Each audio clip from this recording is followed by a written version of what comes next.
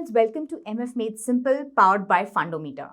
क्या आपको 83 मूवी का ये सीन याद है? World cup TV fund, world cup TV fund, world cup TV तो नहीं भाई नहीं। Sir world cup TV fund sir. TV लाना है? अरे रेडियो আছে ना हॉस्टल में। सर वर्ल्ड कप फाइनल है, टीवी तो चाहिए सर। अरे बाबा, रेडियो टीवी सेम चीज है ना। सर मेरा साइकिल रख लीजिए, मैं गाड़ी का चाबी दे दीजिए। सेम चीज है सर। अब म्यूचुअल फंड कैसा होता है? बस ऐसा ही होता है। मान लीजिए ये जो डब्बा है ये म्यूचुअल फंड है। इसमें जो पैसे डाल रहे हैं स्टूडेंट्स, वो आप और मेरे जैसे इन्वेस्टर्स हैं जो SIP के माध्यम से या लमसम के माध्यम से म्यूचुअल फंड्स में इन्वेस्ट करते हैं। और जो म्यूचुअल फंड मैनेजर है, इस डब्बे का ओनर मान लीजिए, ये हमारी ओर से टीवी यानी कि कैपिटल मार्केट में इन्वेस्ट करता है। तो कैपिटल मार्केट होता क्या है? यानी कि शेयर्स, स्टॉक्स, बॉन्ड्स और अलग अलग प्रकार की जो सिक्योरिटीज है ये इसमें ट्रेड होती है। तो यानी कैपिटल मार्केट में एक इक्विटी मार्केट होता है, एक डेट मार्केट होता है। एक ब्रॉडर लेवल पे म्यूचुअल फंड्स 3 प्रकार के होते हैं। इक्विटी म्यूचुअल फंड्स जो कि स्टॉक्स में इन्वेस्ट करते हैं, डेट म्यूचुअल फंड्स जो अलग अलग प्रकार के लोन्स में यानी कि commercial papers, corporate deposits, government bonds, इन प्रकार की सिक्योरिटीज में इन्वेस्ट करते हैं। और तीसरा प्रकार है बैलेंस्ड फंड्स का, जो इन दोनों का कॉम्बिनेशन है। तो पहली चीज हमारे जहन में आती है जब भी हम मार्केट का नाम सुनते हैं, वो ये है कि मार्केट काफी रिस्की होता है। तो मैं आपसे ये पूछती हूँ, क्या आपकी FD रिस्की नहीं है? क्या आपको पता है आपका इनिशियल इन्वेस्टमेंट अमाउंट और रिटर्न्स ये सब मिलाकर सिर्फ 5 लाख रुपए तक की जो आपकी अमाउंट है वो इंश्योर्ड होती है। इसके ऊपर की जो अमाउंट है इसकी कोई गारंटी नहीं है कि आपको मिलेगी ही मिलेगी, मगर आप फिर भी FDs करते हैं। क्यों करते हैं? क्योंकि आप इन बैंक्स पर भरोसा करते हैं। तो म्यूचुअल फंड हाउसेज इंडिया में पिछले 25 सालों से ज्यादा के लिए ऑपरेशनल हैं। तो यदि आप म्यूचुअल फंड्स में इन्वेस्ट करना चाहते हैं, म्यूचुअल फंड्स का ट्रैक रिकॉर्ड देख सकते हैं और इनमें इन्वेस्ट कर सकते हैं। और इन सब में फंडोमीटर आपकी मदद कर सकता है। तो ट्राई जरूर कीजिए। तो अगला सवाल आप मुझसे ये पूछेंगे कि म्यूचुअल फंड हाउस का ट्रैक रिकॉर्ड देखूं, फंड का ट्रैक रिकॉर्ड देखूं, और जैसे कि म्यूचुअल फंड्स हमको साल में 1 या 2 बार रिव्यू करने पड़ते हैं, वो भी करूं, ये सब मैं क्यों करूं? तो इसका एक आसान सा जवाब मैं दूंगी, वो है इन्फ्लेशन।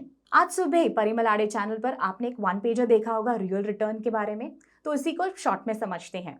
आज अगर मैं 3 से 5 सालों की FD करना चाहूं तो मुझे जो रेट ऑफ रिटर्न मिल रहा है वो है 5.4% और जो इन्फ्लेशन का रेट है वो है 7.8%। तो मान लीजिए कि अगर मुझे 6% ऑफ रिटर्न्स भी मिलते हैं तो मेरा रियल रेट ऑफ रिटर्न कितना हुआ? 6 माइनस 7.8 यानी कि -1.8% रिटर्न्स मुझे मिल रहे हैं। तो यहाँ पर मेरे पैसों की बाइंग पावर बढ़ नहीं रही है, घट रही है। तो जो चीज़ खरीदने के लिए मुझे कल 100 रुपये लगते थे, आज मुझे 107.8 रुपीज़ देने होंगे, पर FD में मैंने पैसे डालकर रखे हुए हैं तो मुझे सिर्फ 105.4 रुपीज़ मिल रहे हैं। तो बाकी का जो अमाउंट है वो मुझे अपनी जेब से डालना होगा। तो आज तो आप कमा रहे हैं, मान लीजिए कल को आप रिटायर होते हैं तो ये जो डेफिसिट है ये काफ़ी महंगा हो सकता है। तो हमेशा हमेशा याद रखिए, जब भी आप अपने पैसे इन्वेस्ट करें तो कम से कम इन्फ्लेशन के रेट से ऊपर आपको रिटर्न्स मिलने चाहिए, तभी आपके पैसों की बाइंग पावर बनी रहेगी। तो जब हम रिटर्न्स की बात कर ही रहे हैं तो देखते हैं पिछले कुछ सालों में लार्ज कैप फंड्स ने कितने रिटर्न्स दिए हैं। तो पिछले 7 सालों में लार्ज कैप फंड्स का आइडियल इन्वेस्टमेंट ड्यूरेशन है 5 to 7 ईयर्स। तो पिछले 7 सालों में अच्छे लार्ज कैप फंड्स ने अपने इन्वेस्टर्स को 12% के रिटर्न्स पर एनम बेसिस पर कमा कर दिए हैं। बैलेंस्ड फंड्स के रिटर्न्स की भी बात कर लेते हैं। तो बैलेंस्ड फंड्स का जो आइडियल इन्वेस्टमेंट ड्यूरेशन है वो है 5 ईयर्स। तो पिछले 5 सालों में बैलेंस्ड फंड्स ने अपने इन्वेस्टर्स को 11% के रिटर्न्स पर एनम बेसिस पर कमा कर दिए हैं। तो अगर इन्फ्लेशन 7.8% का चल रहा है तो ये रिटर्न्स काफ़ी अच्छे हैं। ऐसे इन्वेस्टमेंट्स आपके पैसों की बाइंग पावर बनाकर रखते हैं और एक लॉन्गर ड्यूरेशन में आपके जो वित्तीय लक्ष्य हैं उनको प्राप्त करने में आपकी मदद करते हैं। म्यूचुअल फंड्स के कई सारे बेनिफिट्स हैं। सुपीरियर रिटर्न्स तो हमने देख लिए। अगला है डाइवर्सिफिकेशन। अगर हम लार्ज कैप फंड्स की बात करते हैं तो उसके पोर्टफोलियो में लगभग 50 से 60 स्टॉक्स होते हैं। तो मान लीजिए आप 500 रुपये की SIP कर रहे हैं तो आपके जो 500 रुपये हैं ये 50 से 60 स्टॉक्स में डाइवर्सिफाई हो जाते हैं। तो यदि कोई इनमें से स्टॉक ऊपर या नीचे चला जाता है तो इसका इतना इफेक्ट आपके पोर्टफोलियो पर नहीं पड़ता। पर हमारी जो इकोनॉमी है ये ग्रोइंग इकोनॉमी है, हम एक डेवलपिंग कंट्री है, तो कई सालों तक हमारा जो मार्केट है ये एक लीनियर तौर पे बढ़ता ही रहेगा, आपको इससे अच्छे रिटर्न्स मिलते ही रहेंगे। मगर इसके लिए ज़रूरी है कि आप अच्छे म्यूचुअल फंड्स में इन्वेस्ट करें, और इसके लिए फिर से आपकी मदद करेगा फंडोमीटर। अगला इसका बेनिफिट है कि एक्सपर्ट्स आपका पैसा मैनेज करते हैं। ये जो म्यूचुअल फंड मैनेजर होता है, इसके पास में एक बड़ी सी टीम होती है जो काफ़ी क्वालिफाइड होती है। इसका दिन रात काम होता है कि स्टॉक मार्केट को मॉनिटर करें, कंपनी से रिलेटेड न्यूज़ को ट्रैक करें, जो इनके रिजल्ट्स होते हैं उसको स्टडी करें। तो ऐसे जो लर्नड इंडिविजुअल्स हैं, ये आपका पैसा मार्केट में लगाते हैं आपकी ओर से। अगला है हाई लिक्विडिटी। अगर हम डेट फंड्स की बात करते हैं, तो अगर आप अपने डेट फंड्स को रिडीम करते हैं तो आपके पैसे 1 से 2 दिनों में आपके बैंक अकाउंट में आ जाते हैं। अगर इक्विटी की बात करते हैं तो 3 दिनों में आपके पैसे आपके अकाउंट में आ जाते हैं।